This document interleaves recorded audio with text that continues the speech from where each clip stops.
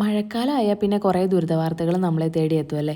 ഈ മഴ വന്നാൽ പിന്നെ കുറേ പേരുടെ ജീവനും കൊണ്ടാണ് പോവുള്ളൂ. ഇപ്പോൾ വയനാടിൻ്റെ അവസ്ഥയൊക്കെ നമ്മൾ വാർത്തകളിലൂടെ അറിഞ്ഞിട്ടുണ്ടാവുമല്ലോ. എല്ലാവരും പ്രാർത്ഥിക്കുക. പിന്നെ മഴക്കാലമാണ്, സേഫായിട്ടിരിക്കുക, പുറത്തേക്കൊക്കെ പോകുന്നവരൊക്കെ സൂക്ഷിക്കുക.